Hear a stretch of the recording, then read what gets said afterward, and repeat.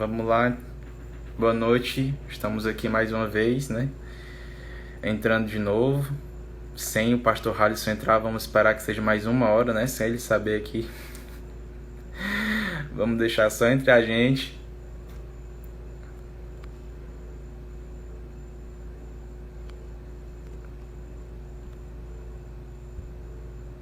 Boa noite, o pessoal tava aqui fixando comentário. Só esperar. Será que dá certo, hein, Cidinho? A gente fazer aqui, esticando e torcer para que ele perca o relógio. Vamos lá.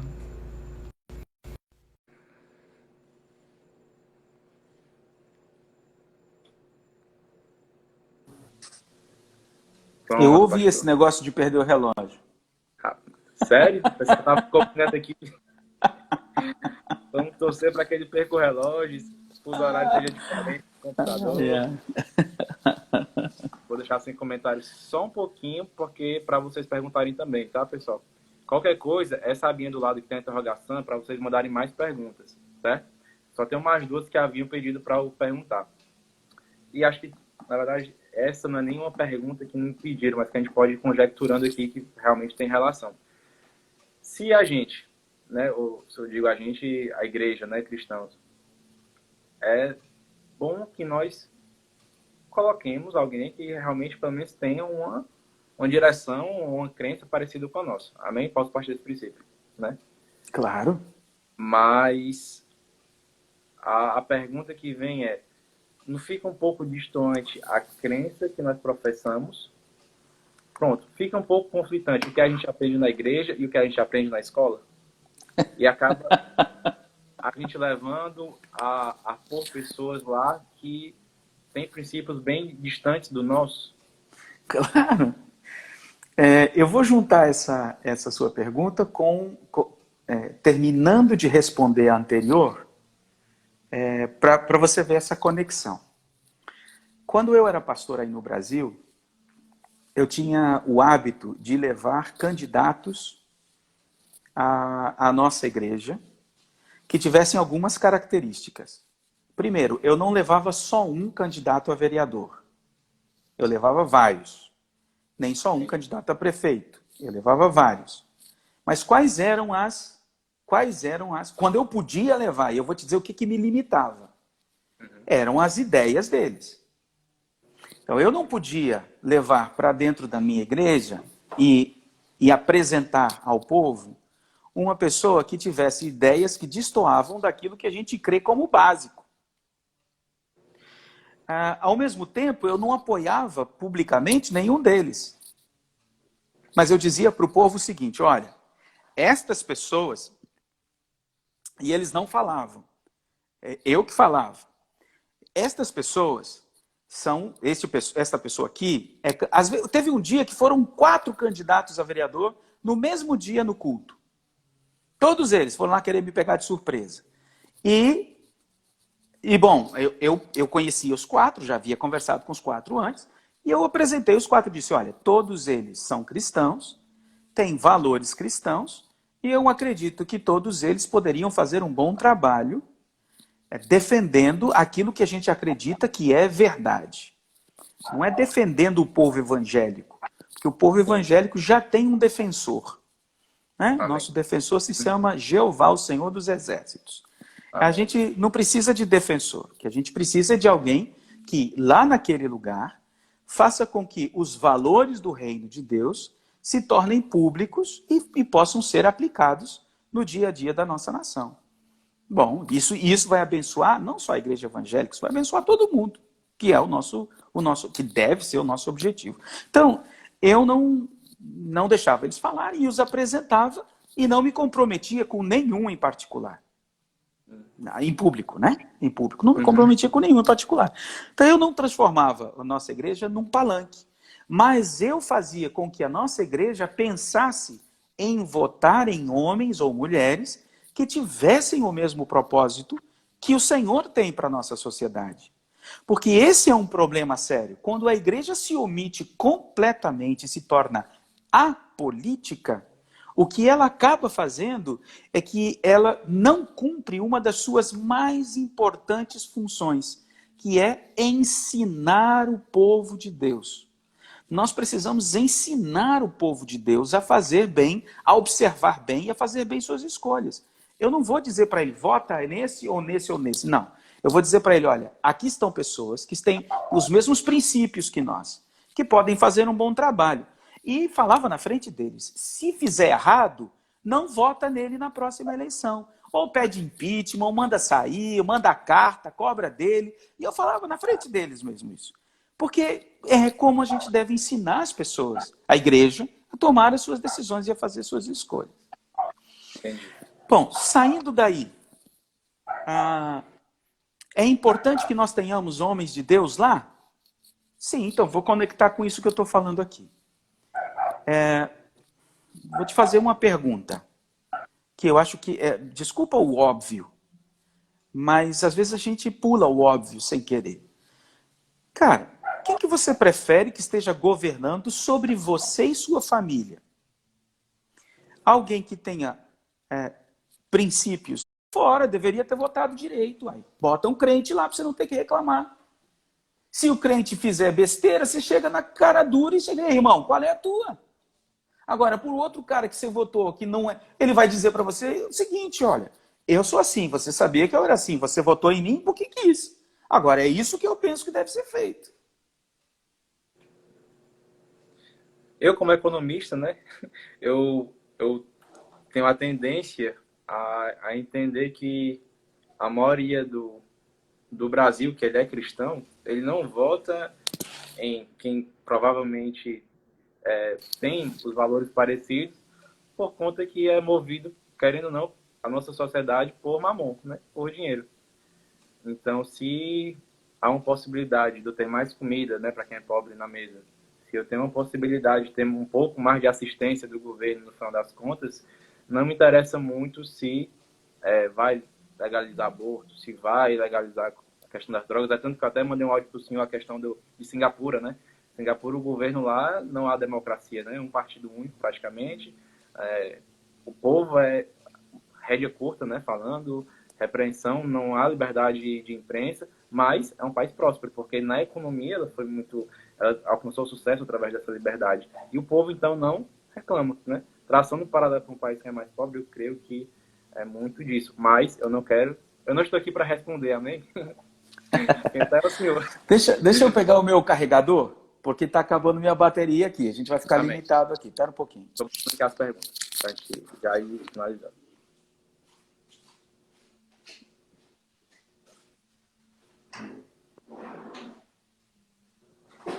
Bom, pessoal, aqui estão os comentários. Ok. Sugestão, já mandaram. Então, quem tiver mais alguma pergunta aqui, mandar. Eu não sei se a gente vai responder todos, porque realmente a gente tem tempo, né? Na verdade, nós já passamos. Eu vou ter que tirar o... Tá, fica à vontade.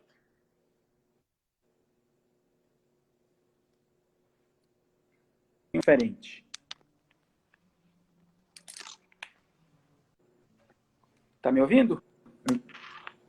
Pronto, estou sim, pastor. Estou sim.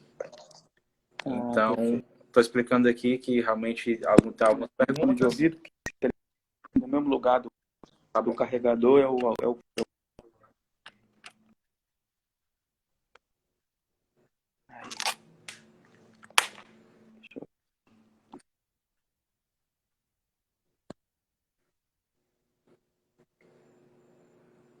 Opa, voltei. Tudo bem? Pronto. Olá? Tudo bem, pastor. Olá, olá. Tá ouvindo? Eu estou te ouvindo. Tá com um pouquinho de retardo aqui, mas acho que já vai acertar. Acho que tá entrando aí. Eu estou explicando só que a gente já passou do nosso tempo, amém? Aí o senhor já realmente tem sido beneplácito, né, conosco e o tempo, mas... É coisa de crente esse beneplácito aí. Né, aprendi depois que me converti. E caso haja algumas perguntas, eu não engano, tem que a gente consiga responder a todas, né? Mas até eu também queria que o senhor falasse um pouco do curso do senhor, né? Então, se a gente conseguir ter tempo para tudo. Tá bom. Uma pergunta que geralmente, e foi muito, houve um debate, né? Principalmente há muito debate, porque não tinha época de eleição, apesar da gente, eu creio que parece que não passou o tempo de eleição.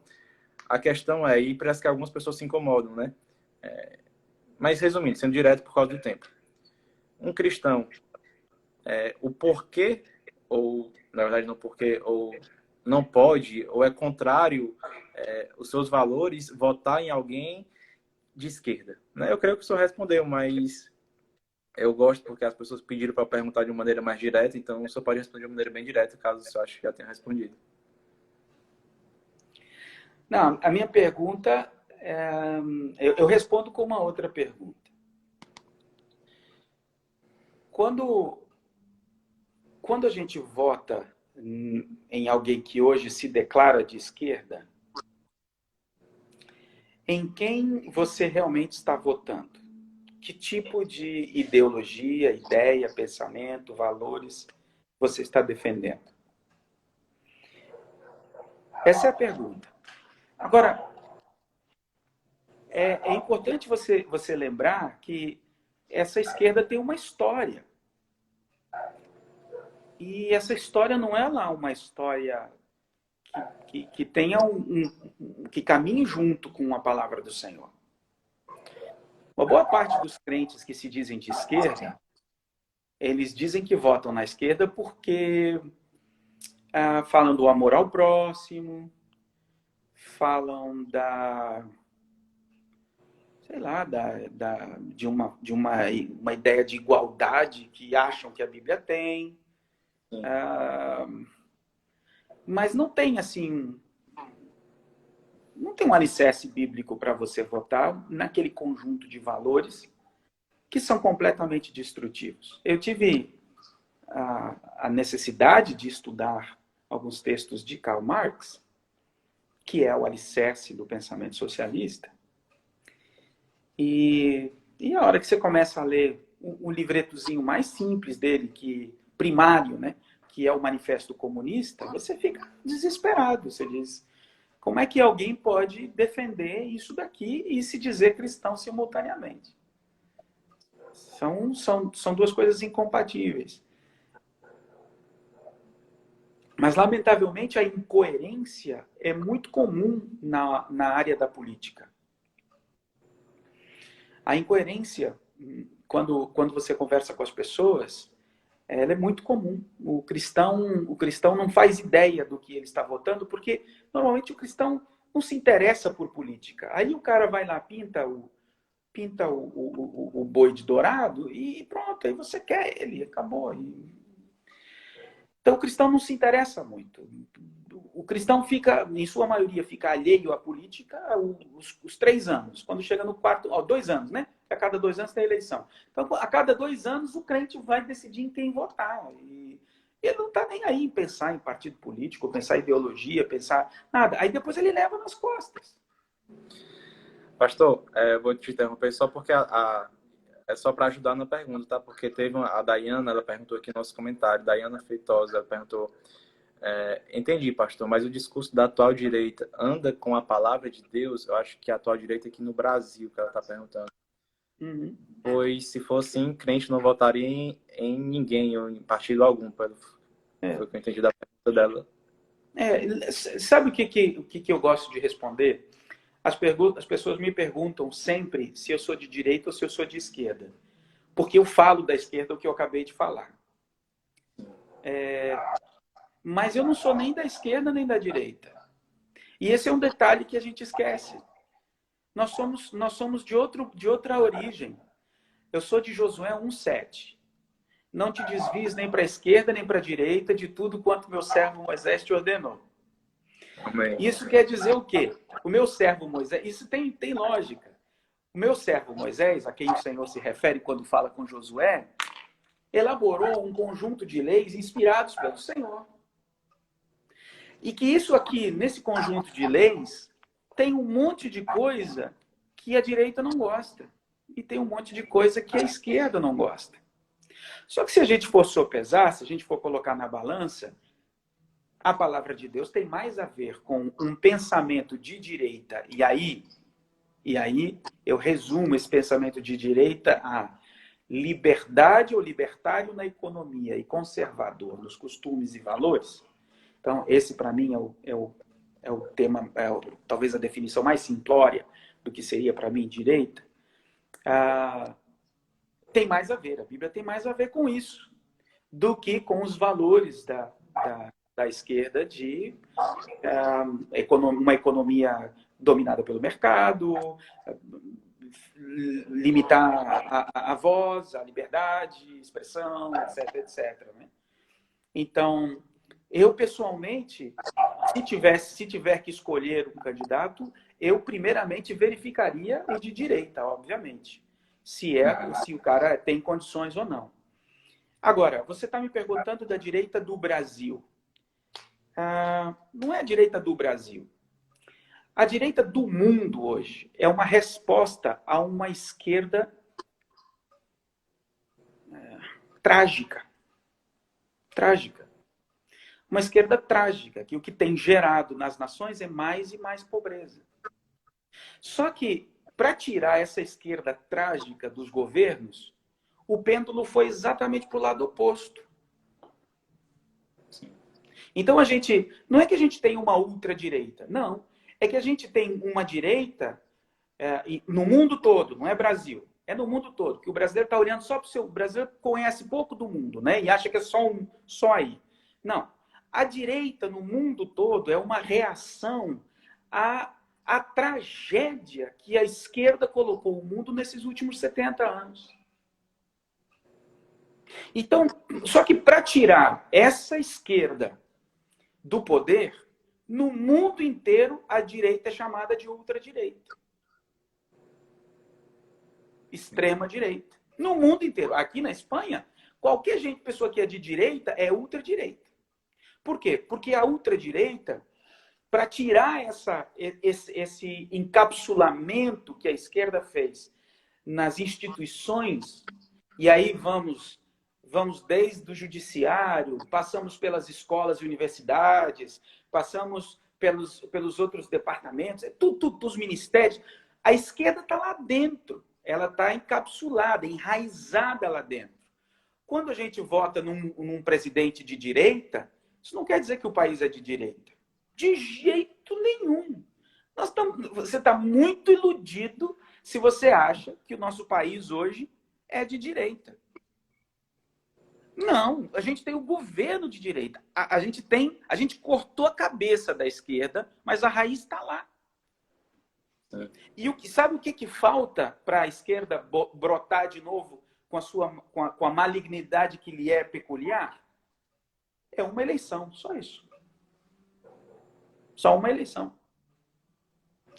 O que a gente está vivendo hoje, é aí que nós, como cristãos, devemos ter a prudência e a sagacidade, é de sermos capazes de enxergar que o pêndulo está num extremo e daqui a pouco ele volta. Não quer dizer que ele vai para o centrão, porque o centrão também... Né?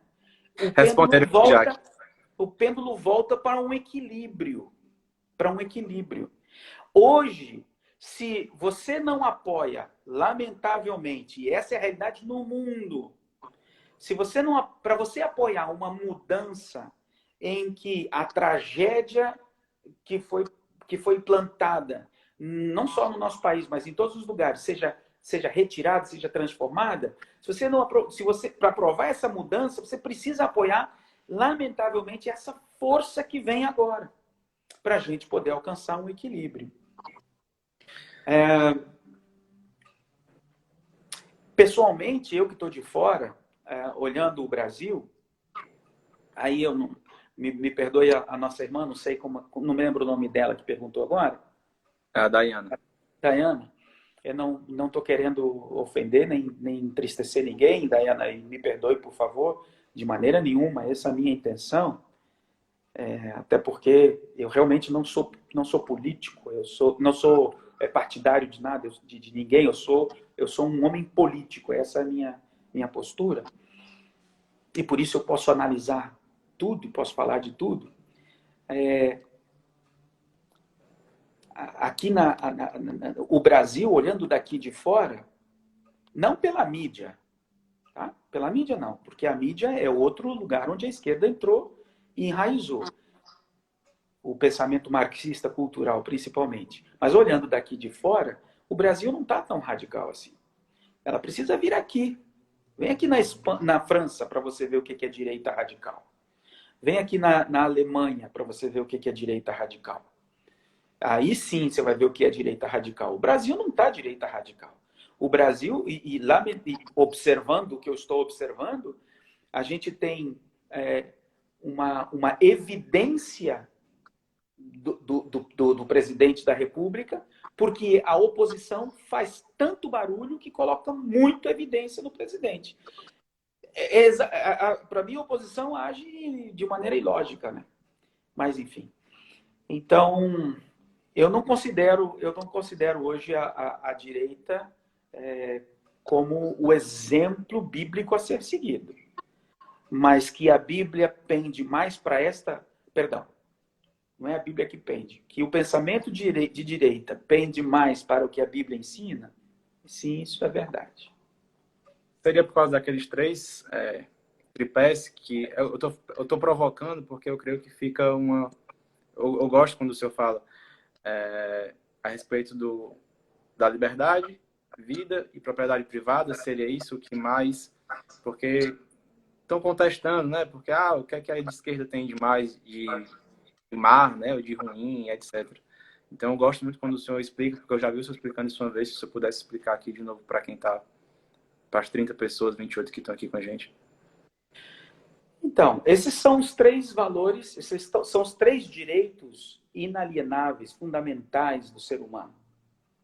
Esses três direitos, vida, liberdade e propriedade, e vem nessa ordem. Tá? Esse uma ordem ordinário, é assim, né? Vida, primeiro vida, segundo liberdade, segundo terceiro propriedade. Eles são fundamentais porque eles têm um entrelaçamento entre si muito importantes. Eles são fundamentais, tão fundamentais que a própria Declaração dos Direitos do Homem tem lá, né, os artigos 1º, 2º e depois o 18, fala justamente sobre isso.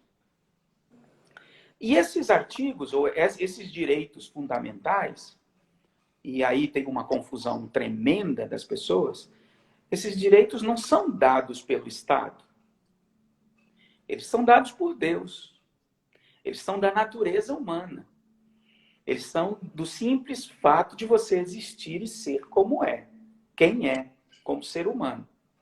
Então, é da sua natureza humana ter vida, liberdade e propriedade. Agora, o Estado se apropria disso, especialmente se o Estado é um Estado socialista. Começando pela sua propriedade. Por que começando pela sua propriedade?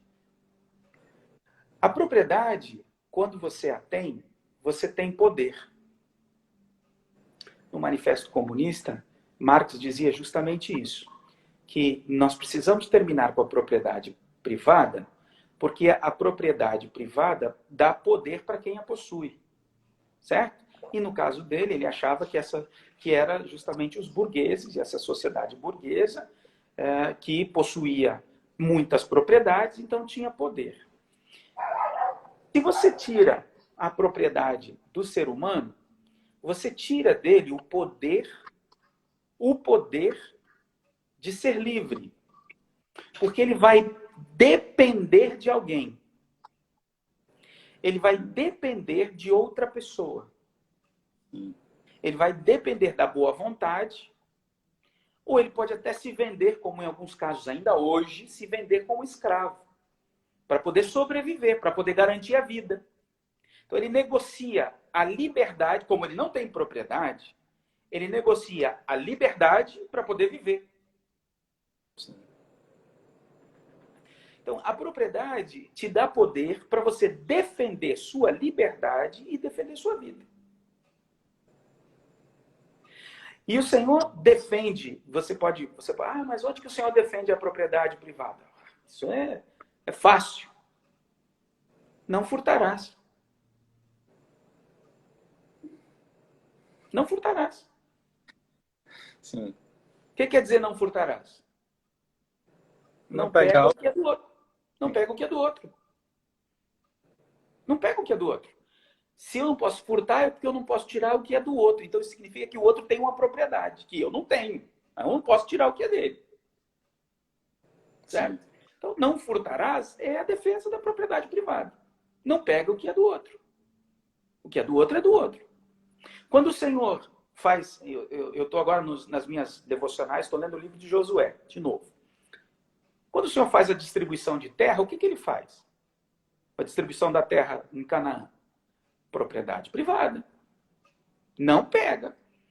Aí em Provérbios ele vai dizer, de novo, não mude os marcos antigos. Não tira do lugar os marcos antigos. Está se referindo à propriedade privada. Não troca, não tira, não pega o que não é seu. O tempo todo o Senhor está falando isso. Por quê? Porque a propriedade privada te dá poder para você defender sua liberdade e defender sua vida. Certo? Então, quando você pensa num modelo socialista, que é melhor hoje a gente falar num modelo marxista cultural, qual é a ideia? Bom, primeiro vamos voltar lá. O socialismo tem como grande alvo a extinção total do governo e do Estado. Esse é o grande alvo do socialismo. Então, o alvo é transformar uma sociedade burguesa pela luta de classes numa sociedade socialista, transformar uma sociedade socialista em uma sociedade comunista e de uma sociedade comunista eliminar o Estado para que todo mundo possa viver em harmonia. Aonde?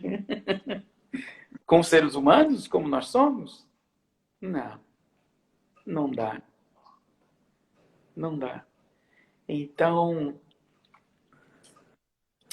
eu vejo que o modelo socialista, marxista cultural, etc., ele se floreia demais, mas o que, na verdade, ele está fazendo é centralizando o poder na mão de alguns, que vão ser a elite governante, porque você tem que ser muito condescendente para fechar os olhos ou dizer que não existe, né? Que nas sociedades que se chamam socialistas ou comunistas, as elites não são realmente as mais poderosas, né? Então, isso e o comunismo vem para isso, para gerar uma miséria comum para todos, porque é o que gera, e deixar uma pequena elite que governa numa vida nababesca. A lógica é interessante. Eu também estudei Karl Marx 1 e Karl Marx 2 na UFC, né? Depois Oba, que legal. alguns falam que não há doutrinação na federal, né? Então, mas a lógica, resumindo, somos proletariados, a classe trabalhadora, vamos destronar os burgueses dominantes para o quê? Virarmos trabalhadores de novo. Trabalhadores de novo. Faz sentido, né? Mas é o clássico livro de George Orwell, né? A Animal Farm, né? Como é que é no Brasil? A Fazenda, a Granja dos Animais. Como é que é no Brasil o nome? Que os porcos fazem a revolução, né?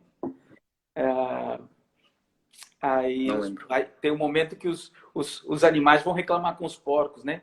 Porque os porcos estão morando na casa grande e o resto está todo mundo lá ou está no galinheiro, ou está no curral e os porcos estão na casa grande. Mas vocês não disseram que éramos todos iguais? E eles disseram, somos todos iguais. Só que uns são mais iguais do que outros. Então... E com relação à vida, pastor, está muito ligado ao aborto, não é isso? Porque se a gente pegar alguns exemplos com relação à vida, ao tripé, sim, o primeiro sim. vai estar extremamente ligado ao aborto, concorda? Não só ao aborto, mas ao controle, que aí junta a liberdade também, mas ao controle da sua existência por parte de um ente externo. Você acaba não sendo o dirigente de sua vida. Você não é o dirigente de sua história. Porque uma sociedade comunista, como a gente via na China, como a gente viu na China, vê ainda na China, a gente vê ainda na Coreia do Norte, a gente viu durante muitos anos na Rússia. eles selecionavam as pessoas para que elas ocupassem os postos desde criança, quer dizer, ele tirava daqui, colocava lá, etc. Hoje, por exemplo, numa sociedade socialista como a Suécia, os pais, os filhos não são mais das famílias, né? Os filhos são do governo. Os filhos são do governo, são do Estado. Então, se o pai não ensina, esses dias, onde foi? Bom, se o pai não ensina a filosofia ou a ideia da ideologia de gênero dentro da casa para os seus filhos, então o Estado vai lá, tira o filho dele e coloca numa outra família. Não quer nem saber. Não quer nem saber. Porque o filho não é mais da família. O filho não está mais sobre a guarda da família, sobre o cuidado da família, a autoridade dos pais. Não. O filho é do Estado. Então as pessoas não são mais delas, elas são do Estado. Sim. Isso é o Estado fazendo com que a vida das pessoas lhe pertença. Tá aqui, a Nicole ajudou com a gente. A Revolução dos Bichos. A Revolução dos Bichos, isso mesmo. Poxa, tem tantas perguntas, pastor, que eu acho que a gente não vai dar tempo. Amém? Qual conselho você daria para um jovem cristão que deseja engajar na política partidariamente? Isso é ótimo. Aqui, eu vou responder essa pergunta e vou dormir, porque aqui já é 00:30, tá bom? Depois dessa, fala só um pouquinho sobre o curso. Amém? Tá bom, beleza. Tá bom? Essa pergunta é muito boa. Por quê? Por que é boa? Primeiro, porque nós precisamos de jovens crentes.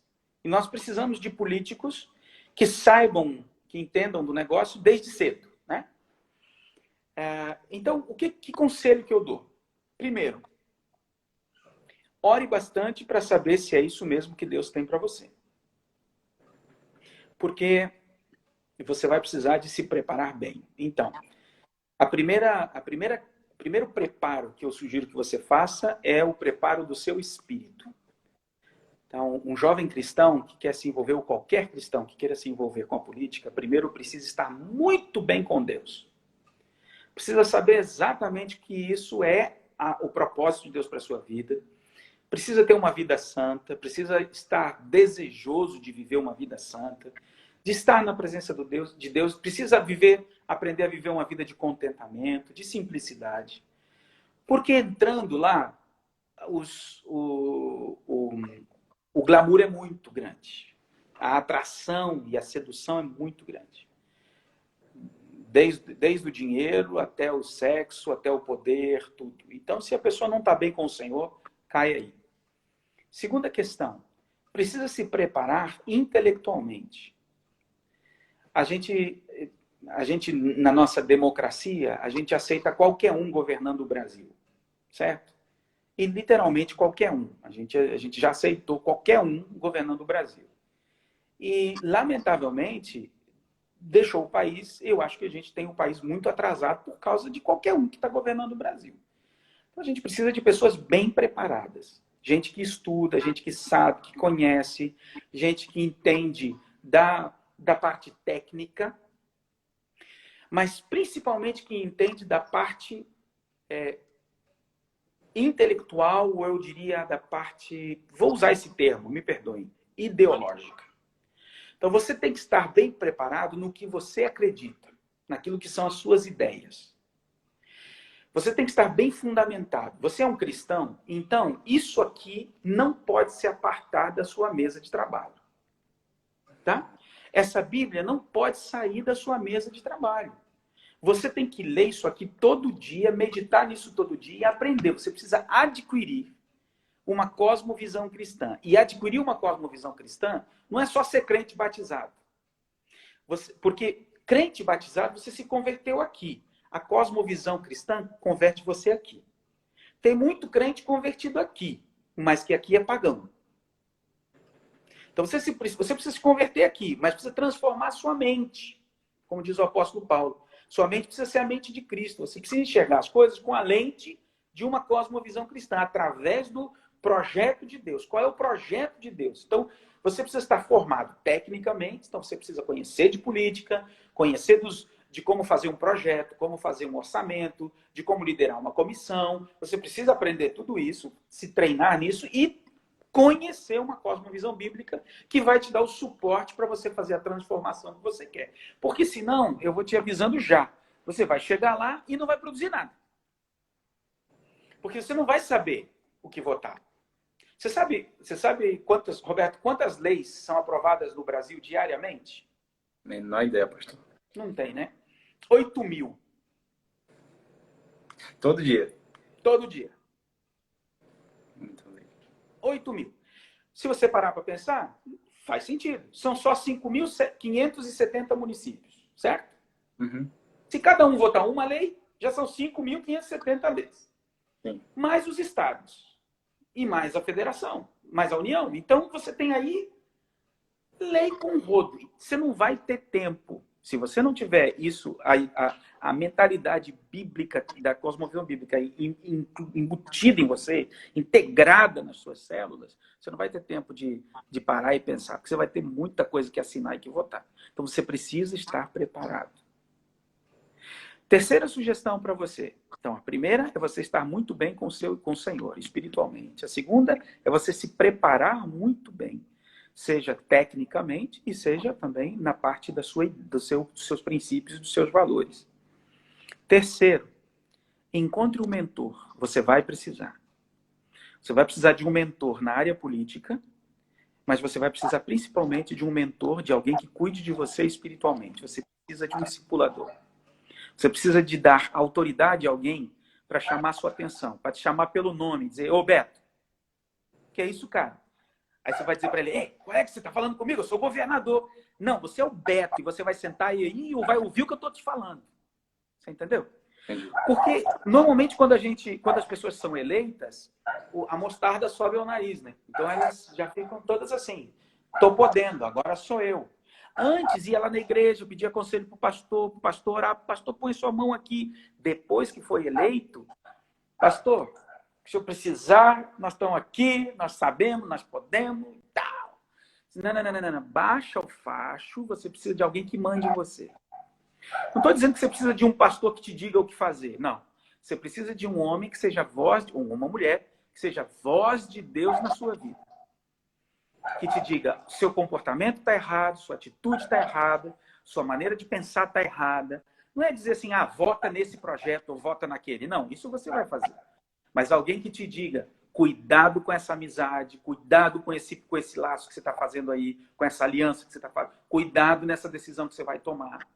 Porque são mentores assim, que são capazes de chamar a nossa atenção, que são a nossa proteção em ambientes como esses.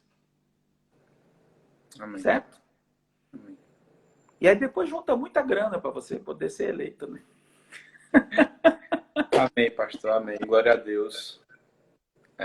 Amém. Tanto eu como todo mundo que ouviu a primeira parte, como ouviu a segunda parte, de fato, estamos muito gratos, né, a Deus, primeiramente, e ao Senhor por estar dando essa oportunidade a gente, né?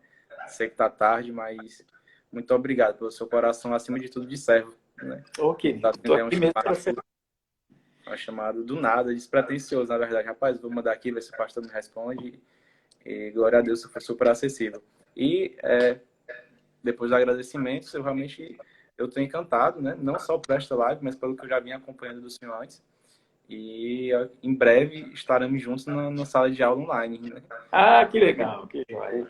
O curso aqui, deixa eu até botar os comentários. Isso. É o Cosmovisão Cristã e a Construção da Sociedade, que, se não me engano, encontro no orvalho.com, né? Como? Eu encontro no orvalho.com, não é isso? Isso, você encontra na Orvalho EAD. Pronto. Tá bom? Orvalho EAD.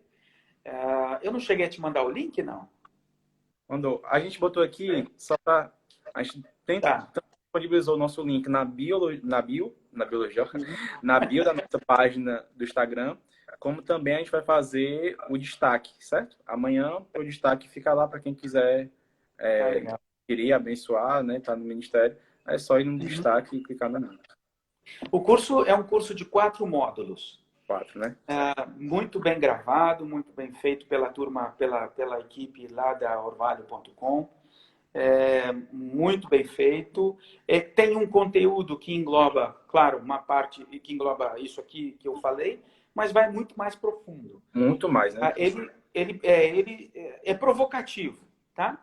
Então, não estou dizendo que você vai concordar com tudo que eu falo, de maneira nenhuma, e eu nem espero que você concorde, mas o que eu espero é que eu te provoque para que você vá além, estude mais e você conheça mais o que a palavra de Deus diz a respeito dessas questões que tem a ver com a construção da nossa sociedade. Então, ele é provocativo, pode ser em determinados momentos até polêmico, mas ele vai te instigar. Eu creio. Então, são 4 módulos, né? Então, está focado num determinado tema em particular. Eu falo, por exemplo, os 10 mandamentos e a sociedade moderna. Tem um outro que eu falo a necessidade da cosmovisão. Tem outro que eu falo sobre a democracia e a necessidade de buscar uma democracia que seja alicerçada na palavra de Deus. Então, todos esses são elementos que fazem parte do curso. Você faz um módulo, aí depois se inscreve no outro e no outro. Você pode também adquirir o combo, né? Que aí tem os 4 por um preço um pouquinho diferente. Tá bem? Tá ótimo, pastor. Excelente. Muito obrigado, né? Muito obrigado mesmo. Eu só vou avisar a pessoa que eu vou orar pelo senhor, na verdade, antes de dormir, para não tomar mais o tempo do senhor, amém? Enquanto eu oro, eu creio que você vai estar tendo um descanso. Não, ora agora, que eu quero estar aqui com você. Ora que eu quero estar com você. Ora. Amém. Jesus Cristo, Pai, no teu santo nome, meu Deus, tanto eu, Pai, como eu creio que as pessoas que estiveram aqui acompanhando um pouquinho, Senhor Deus, absorvendo, Senhor Deus, esse conhecimento, meu Pai, destas palavras, meu Deus, Pai, nós damos glória a Deus, Senhor Deus, por Ti, Jesus Cristo, por botar homens de Deus à nossa volta acima de tudo, meu Pai. Assim, Jesus, nós te pedimos pela vida do pastor Halisson, meu Deus, que Tu abençoe-o em tudo, meu Deus, que Tu abençoe a sua casa, a sua família, meu Deus, o seu ministério, meu Pai, que os seus planos, meu Deus, estejam no coração dele e os planos do coração dele estejam no do Senhor Jesus Cristo. Meu Pai, nós como igreja abençoamos em tudo, Senhor Deus, o seu ministério, o seu casamento, meu Pai. Que em tudo eles fluam, tudo que eles vivam, em tudo eles caminhem na tua vontade, Senhor Deus, conforme tu desejaste e planejaste para a vida deles, Senhor Deus. Amém. Em teu santo nome, Jesus. É assim que nós te pedimos, nós te adoramos, Pai, no santo nome de Jesus Cristo. Muito obrigado por esse momento, muito obrigado por essas palavras, meu Pai, e que no nome de Jesus nós nos dá discernimento para que em tudo a gente caminhe conforme a tua vontade, Pai. Amém. No teu santo nome, Jesus, é assim que nós queremos abençoar a vida do pastor Halisson como igreja, como congregação e eu como vida especificamente, no nome de Jesus. Amém. Amém, amém, amém. Amanhã eu estou numa outra live com a Marisa Lobo. Então, se vocês quiserem, aí mesmo pelo Instagram. É só seguir o senhor, que assim que o senhor entrar, vai avisar a gente, né? Então, todo mundo que está com a gente, já começa a seguir o pastor Halisson para a gente acompanhar as próximas lives dele também. Tá, joia, queridos. Uma alegria, Roberto. Muito obrigado, viu? Que o Senhor abençoe muito você, que o Senhor te dirija. Espero que a nossa palavra aqui tenha te ajudado e despertado também quem nos ouviu, né? Eu gosto de ver os comentários, porque às vezes surge uma pergunta ou outra. Depois eu vou dar uma olhadinha lá Você vai deixar gravado, né? Vai deixar lá, né? Vou sim. Então, mas eu agradeço a todos os seus ouvintes, a toda a equipe que esteve aí. Que o Senhor te abençoe muito, que o Senhor te fortaleça e te dirija em todas as suas decisões e escolhas. Amém. Um grande abraço para você. Pastor, antes de encerrar, vou só botar aqui outra pergunta, só para aparecer, para quando o senhor for ver, caso o senhor queira me mandar depois, tá certo? Tá. Tem até bem extensa a pergunta, né? Eu não estou vendo aqui nada. Acho que está aparecendo aí embaixo, então, não? Não, tá vindo não. Não, então depois a gente pode trocar mais alguma ideia. Tá bom, querido. Obrigado. Um abraço. Deus te abençoe. Abração. Tchau.